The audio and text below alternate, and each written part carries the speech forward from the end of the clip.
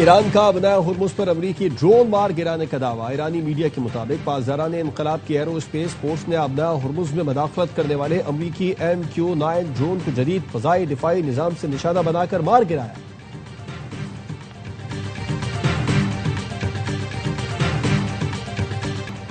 ایران کی امریکہ کے ساتھ کسی بھی قسم کے مذاکرات کی تردید۔ ترجمان ایرانی وزارت خارجہ اسماعیل بقائی کا کہنا ہے امریکہ سے کوئی بات نہیں ہو رہی۔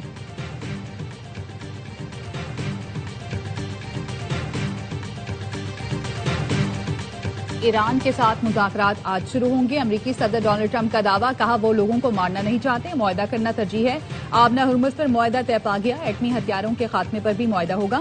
ایران پر بڑے حملے کا منصوبہ سعودی عرب، متحدہ عرب امارات، قطر اور ایران کی درخواست پر منسوخ کیا۔ ایران پر حملہ ہوتا تو یہ دوسری جنگ عظیم کے بعد سب سے بڑا حملہ ہوتا۔ ٹروتھ سوشل پر لکھا، میری مقبولیت بلند ترین سطح پر ہے، جعلی میڈیا کے سروے من گھڑت ہیں، ان کی حکومت نے وینزویلا میں بڑی کامیابی اور ایران کو جوہری ہتھیاروں سے پاک کرنے جیسے اقدامات کیے۔ ایران کی امریکہ کے ساتھ کسی بھی قسم کے مذاکرات کی تردید۔ ترجمان ایرانی وزارت خارجہ اسماعیل بقائی کا کہنا ہے کہ امریکہ سے کوئی بات نہیں ہو رہی۔ عمان اور ایران آبنائے ہرمز سے متعلق نئے بحری راستے پر معاہدے کے قریب ہیں۔ آبنائے ہرمز کبھی بھی جنگ سے پہلے والی حالت میں واپس نہیں آئے گی۔ اسماعیل بقائی نے کہا ایران اور امریکہ میں ثالث پاکستان ہی ہے، جہاں ضرورت ہو قطر مدد کرتا ہے۔ مذاکرات میں کوئی نیا ثالث شامل نہیں ہوا۔ ایرانی وزارت خارجہ کے ترجمان اسماعیل بقائی کا کہنا ہے کہ ہمارے چینی دوست صورتحال مزید بگڑنے سے روکنے کی کوشش کر رہے ہیں۔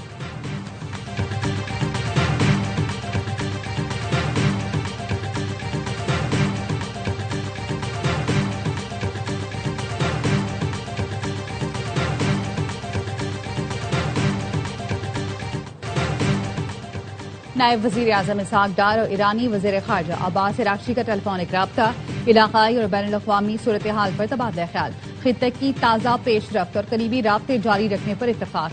اسحاق ڈار نے ایرانی وزیر خارجہ کو جلد پاکستان کا دورہ کرنے کی دعوت دی۔ سعودی وزیر خارجہ فیصل بن فرحان کا بھی ایرانی وزیر خارجہ سے رابطہ، خطے کی صورتحال اور کشیدگی میں کمی کے لیے سفارتی کوششوں پر گفتگو۔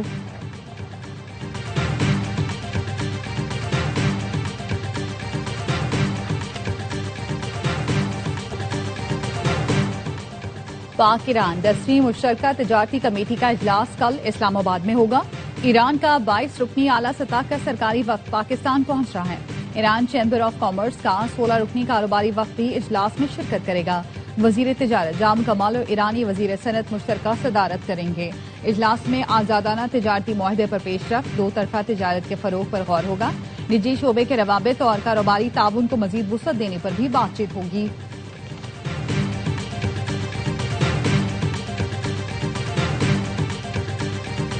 بین الاقوامی منڈی میں خام تیل کی قیمت میں بڑی کمی۔ لندن برینڈ خام تیل $4.76 کم ہو کر فی بیرل $83.16 پر آ گیا۔ ویسٹ ٹیکساس خام تیل کی قیمت میں بھی $5.21 کی کمی، فی بیرل قیمت $79.45 پر آ گئی۔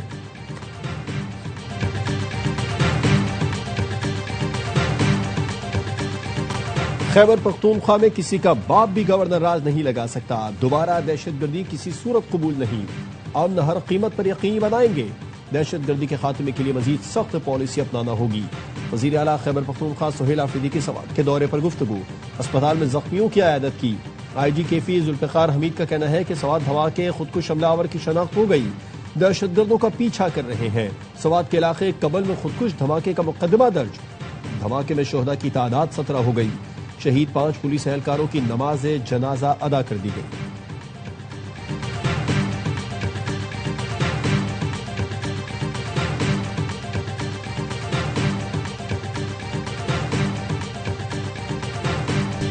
سوات میں عوام، پولیس اور پاک فوج شانہ بشانہ۔ پاک فوج اور خیبر پختونخوا پولیس ایک مشترکہ فلیگ مارچ، شہریوں کا قومی پرچم تھام کر فوج اور پولیس سے اظہار یکجہتی اور مکمل حمایت کا اعادہ۔ ریلی میں شرکاء کے پاکستان زندہ باد اور پاک فوج زندہ باد کے نعرے۔ عوام، پاک فوج اور پولیس مل کر ہر چیلنج کا مقابلہ کرنے کے لیے پرعزم۔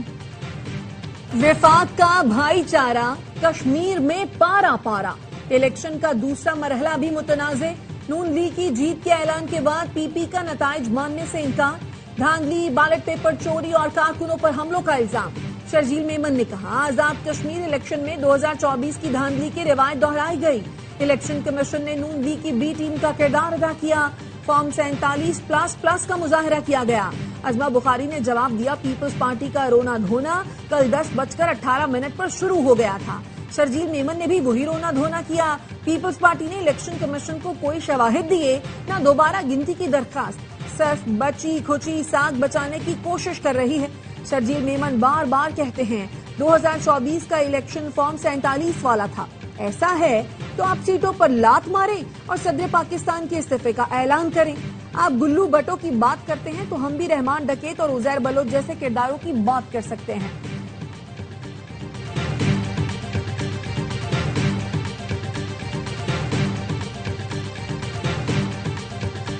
آزاد کشمیر الیکشن کے دوسرے مرحلے میں بھی نون لیگ نے میدان مار لیا۔ غیر حتمی غیر سرکاری نتیجے کے مطابق 20 میں سے 14 نشستیں نون لیگ نے جیت لیں، 5 پر پی پی کامیاب۔ لیگی کارکنوں کا جشن، ڈھول کی تھاپ پر بھنگڑے اور آتش بازی۔ وزیر اعظم شہباز شریف کے الیکشن میں کامیابی پر لیگی امیدواروں کو مبارکباد، کہا کامیابی مسلم لیگ نون کی پوری ٹیم کی محنت کا ثمر ہے، عوام کا مسلم لیگ نون کی پالیسیوں پر اعتماد کا ثبوت ہے۔ چیف الیکشن کمشنر نے مظفر آباد ڈویژن کے 7 حلقوں کے نتائج کا اعلان کر دیا۔ اہل 27 مظفر آباد 1 پر ملتوی الیکشن کل ہوگا۔ اہل 28 مظفر آباد 2 کے 54 پولنگ اسٹیشنز پر بھی ووٹنگ کل ہوگی۔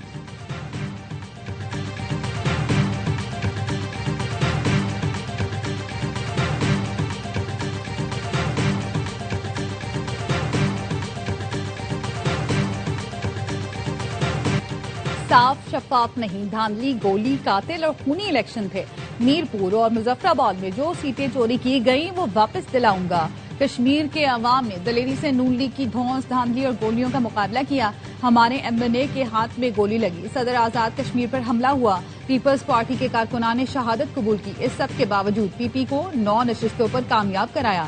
بلاول بھٹو کا پیغام، کہا دنیا کو دکھا دیا کیسے پی پی کشمیر کے حق کی حقیقت، ملکیت اور روزگار کے لیے لڑتی ہے۔ پی پی ہمت نہیں ہارتی، پیچھے نہیں ہٹتے اور کبھی میدان نہیں چھوڑتے۔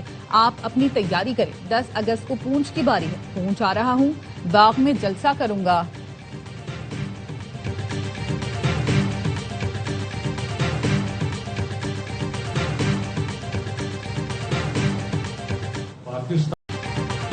آزاد کشمیر الیکشن میں سادہ اکثریت حاصل کر لی، 23 نشستیں جیت کر حکومت بنانے کی پوزیشن میں آ گئے۔ وزیر اعظم کے مشیر رانا ثناء اللہ کہتے ہیں پیپلز پارٹی نے مظفر آباد میں ایکشن کمیٹی کے ساتھ مل کر ہنگامہ کرایا، پولیس پر فائرنگ کرائی، خوف و ہراس پھیلایا، لطیف اکبر اور ایم این اے پر قاتلانہ حملے کا ڈرامہ رچایا۔ قاتلانہ حملے کبھی مگوں کبھی گالیوں سے ہوتا ہے۔ وزیر اطلاعات عطا تارڑ نے کہا مخالفین کو ہماری جیت ہضم نہیں ہو رہی۔ شرجیل میمن کی جانب سے بے بنیاد الزامات لگائے گئے، کیا ہی اچھا ہوتا الزامات کے ساتھ ناقابل تردید شواہد بھی دیتے۔ پی پی سینیٹر شہری روان نے الیکشن کمیشن کو درج شکایت کی فہرست سوشل میڈیا پر شیئر کر دی، لکھا کیا کسی نے کہا پیپلز پارٹی نے بے ضابطگی کی کوئی شکایت درج کرائی؟ دوسرے مرحلے میں الیکشن کمیشن کو 34 شکایتیں جمع کرائیں، ایک شکایت پر بھی کارروائی نہیں کی گئی۔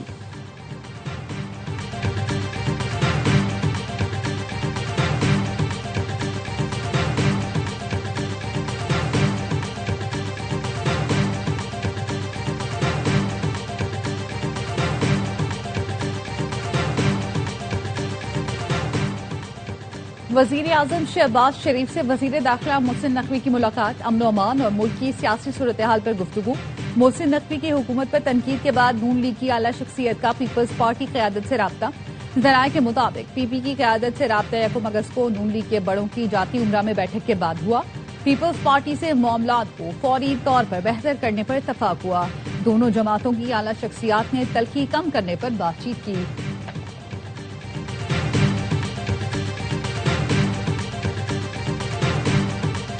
جس سسٹم میں آپ نے اتنی ترقی کی اس کو ناکام کہہ رہے ہیں، سسٹم کا جو حصہ آپ کو سونپا گیا وہ تباہی اور بربادی کا شکار ہے۔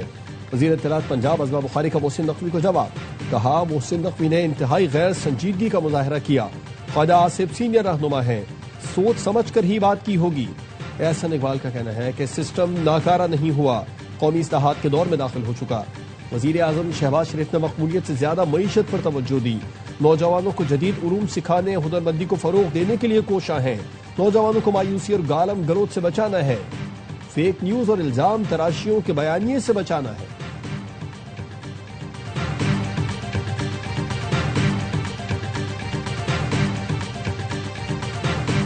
نیشنل ڈائیلاگ کمیٹی نے ملک میں نئے انتظامی یونٹس کا قیام ناگزیر قرار دے دیا. فواد چودھری کہتے ہیں گورننس کا موجودہ نظام عوام کے مفاد میں نہیں، سیاسی جماعتوں اور اسٹیبلشمنٹ کو بات کرنی چاہیے.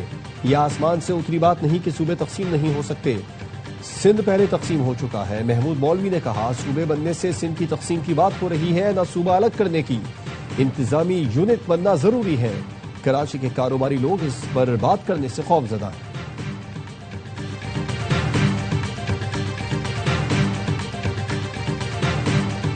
انتظامی معاملات ٹھیک کرنے ہیں تو صوبے بنانا ہوں گے. ملک کے مختلف شہروں میں عوام نے نئے صوبوں کے قیام کی تجویز کی حمایت کر دی. کہتے ہیں 70 سال سے ایک ہی نظام چل رہا ہے جس میں عوام کو کچھ نہیں مل رہا.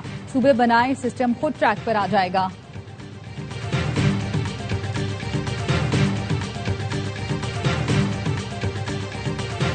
فارم 47 کو ہٹانے کا وقت آ گیا. فرسودہ نظام میں عوام کو حقوق نہیں مل سکتے. نااہل حکمران پاکستان چلانے میں ناکامی کا اعتراف کر چکے. امیر جماعت اسلامی حافظ نعیم الرحمان کا کراچی میں خواتین مارچ سے خطاب. کہا پیٹرولیم لیوی بھتہ ٹیکس بن چکی. 3 کروڑ سے زائد موٹر سائیکل سواروں پر بھاری لیوی مسلط کر دی گئی. امیر جماعت اسلامی کا کل سے ملک بھر میں احتجاج.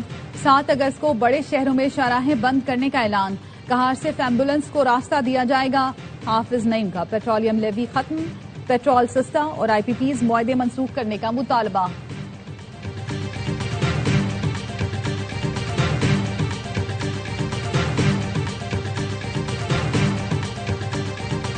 گوڈز ٹرانسپورٹ تنظیموں کا 8 اگست سے غیر معینہ مدت تک ملک گیر ہڑتال کا اعلان. آل پاکستان گوڈز ٹرانسپورٹ اتحاد کے صدر ملک شہزاد اوان کہتے ہیں پیٹرولیم مصنوعات کی قیمتوں کا تعین روزانہ کے بجائے ماہانہ بنیاد پر کیا جائے. حالیہ اضافہ واپس لیا جائے. مطالبات کی منظوری تک اشیاء ضروریہ سمیت تمام سامان کی ترسیل مکمل طور پر بند کر دی جائے گی.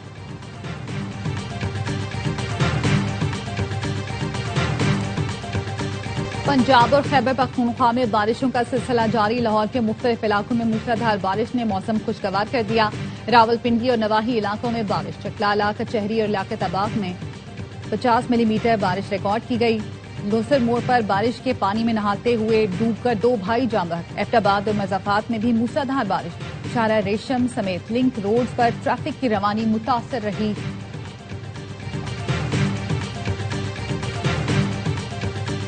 سیف سٹی منصوبے کے تحت شہر میں 1300 کیمرے نصب کر دیے. مزید 2000 کیمرے لگائے جا رہے ہیں. پولیس کو جدید ٹیکنالوجی سے آراستہ کرنا چاہتے ہیں.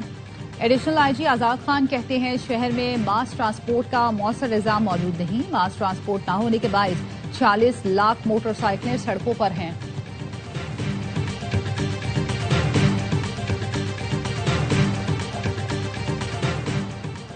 پلاسٹک بوتل والا پانی دھوپ میں زیادہ دیر رہنے سے کینسر کا باعث بنتا ہے. نیشنل انسٹی ٹیوٹ آف ہیلتھ کے حکام کا انکشاف.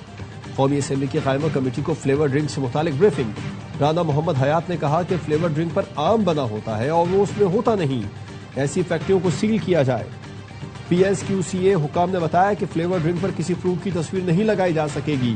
یہ وارننگ بھی پرنٹ ہوگی کہ 13 سال سے کم عمر بچے استعمال نہ کریں.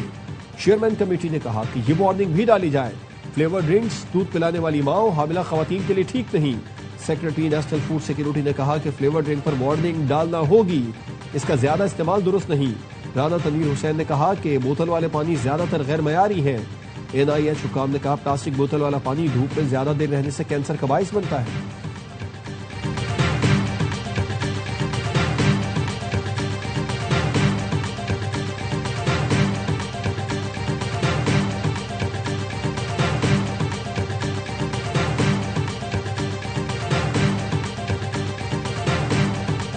حضرت داتا گنج بخش علی حجویری کے عرس کا دوسرا روز. دنیا بھر سے آئے زائرین کی عرس کی تقریبات میں شرکت.